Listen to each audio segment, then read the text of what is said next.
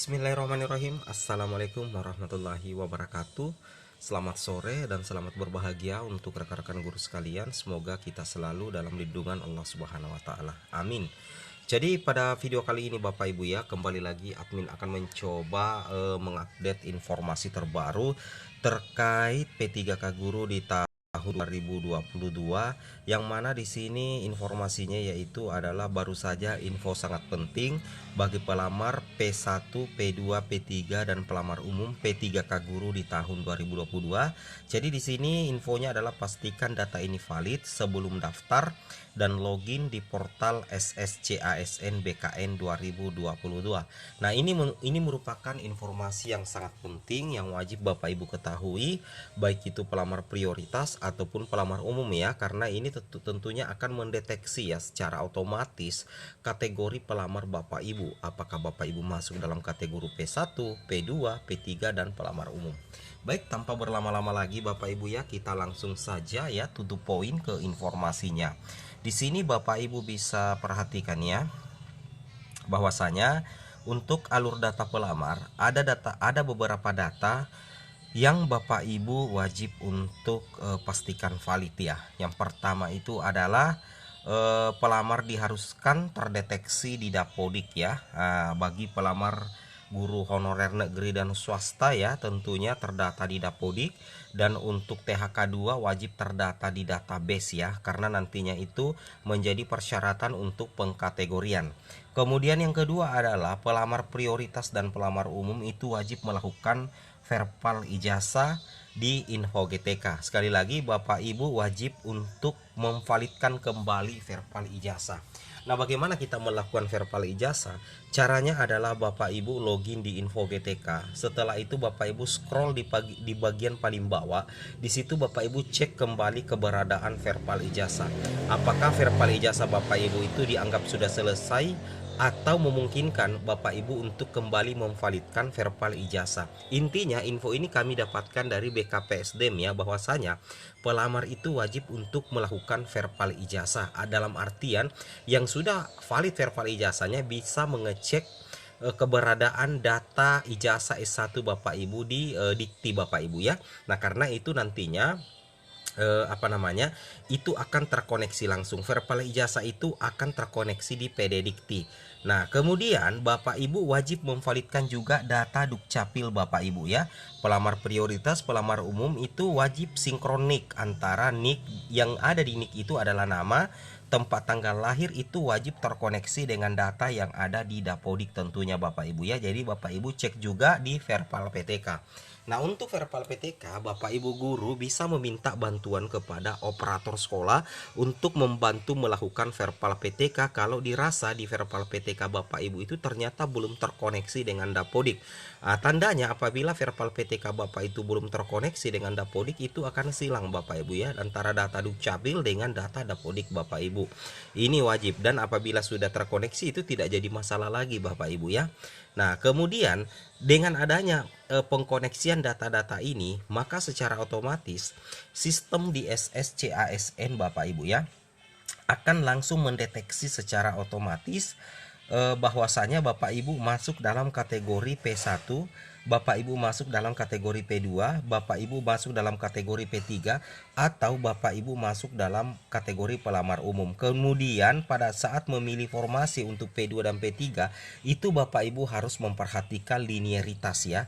Linearitas yang mana? Linearitas yang pertama itu adalah kualifikasi S1 D4 Bapak Ibu ya. Jadi Bapak Ibu harus memperhatikan linearitas S1 D4. Kemudian jenis sertifikasi Permendikbud nomor 16 2019 dan formasi mata pelajaran, itulah yang dinamakan linearitas ya. Jadi antara formasi linear dengan kualifikasi S1, dan juga untuk yang pemilik sertifikat pendidik itu wajib juga untuk linear. Jadi seperti itu Bapak Ibu ya. Ini beberapa data yang wajib valid sebelum Bapak Ibu login di SSCASN.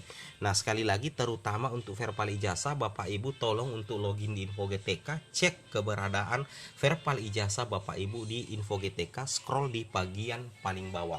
Dan apabila di Info GTK Bapak Ibu itu lupa password, itu bisa direset Bapak Ibu ya melalui operator sekolah di Dapodik ya. Jadi Bapak Ibu silakan koordinasikan dengan operator sekolah Bapak Ibu guru yang terhormat ya. Nah, kemudian untuk tambahan informasi, Bapak Ibu bisa memperhatikan data ini bahwasanya untuk pelamar prioritas 1 pada saat penempatan nantinya itu sangat simpel ya. Jadi P1 itu adalah guru yang sudah lolos passing grade ya. Jadi pada saat Bapak Ibu login nantinya di SSCASN, nantinya itu ketika Bapak Ibu mendapatkan kuota penempatan alias Bapak Ibu adalah tergolong dalam 134.000 guru lulus PG yang mendapatkan penempatan di tahun 2022, nantinya by system itu akan mendeteksi sekolah penempatan Bapak Ibu. Apakah Bapak Ibu ditempatkan di sekolah induk atau Bapak Ibu ditempatkan di sekolah non induk, itu semuanya sudah ditentukan Bapak Ibu ya. Dan ketika Bapak Ibu sudah ada penempatannya di SSCASN, lanjutnya Bapak Ibu akan langsung melakukan proses pemberkasan untuk diangkat menjadi ASN, dalam hal ini penetapan NIP Bapak Ibu ya. Setelah proses pemberkasan sudah ada SK di tangan, maka secara otomatis Bapak Ibu itu akan bertugas di sekolah penempatan. Jadi untuk alur penempatan guru lulus PG prioritas 1 yang mendapatkan penempatan di SSCASN itu sangatlah simpel Bapak Ibu guru yang terhormat, itu sangat simpel Bapak Ibu ya. Nah, kemudian kita lanjut lagi Bapak Ibu guru. Di sini Bapak Ibu bisa memperhatikan, sedangkan bagi rekan-rekan guru yang tidak mendapatkan penempatan, itu nantinya ketika Bapak Ibu login di SSCASN, nantinya akan muncul keterangan belum mendapatkan penempatan. Ketika belum mendapatkan penempatan, maka secara otomatis Bapak Ibu ya di SSCASN itu sendiri itu akan ada dua opsi, apakah opsi ya atau opsi tidak. Opsi ya berarti Bapak Ibu setuju untuk tetap menjadi guru honorer dan menunggu penempatan atau masuk ke dalam daftar antrian Bapak Ibu ya. Dan ketika Bapak Ibu memilih tidak, maka secara otomatis Bapak Ibu akan memilih untuk turun prioritas menjadi pelamar prioritas 2 dan pelamar prioritas 3, yang secara otomatis Bapak Ibu akan memilih formasi pada saat diobservasi oleh tim penilai. Tim penilai itu siapa? Tim penilai itu yang pertama itu adalah kepala sekolah, kemudian guru senior, dan yang ketiga adalah pengawas sekolah. Nah, itu harus Bapak Ibu pahami ya. Jadi sekali lagi ya, jangan biarkan data Bapak Ibu sebelum login di SSCASN itu bermasalah. Nah, kemudian kita lanjut lagi Bapak Ibu guru yang terhormat. Nah, terkait dengan pendaftaran di SSCASN, di sini kami lampirkan ya untuk pelamar prioritas 2 dan 3. Nantinya Bapak Ibu itu akan mendaftar akun atau login akun ulang ya. Setelah itu Bapak Ibu akan reaktivasi akun SSCASN, kemudian Bapak Ibu akan melengkapi biodata dan unggah dokumen persyaratan, kemudian memilih formasi dan mengikuti seleksi. Seleksinya ini adalah tentunya bukan tes CAT UNBK Bapak Ibu ya, itu akan Bapak Ibu menunggu hasil seleksi dari kepala sekolah, pengawas, dan tentu saja guru senior, dan direkap langsung oleh BKPSDM ya. Nah, setelah itu Bapak Ibu melakukan resum pendaftaran dan setelah itu akan ada portofolio.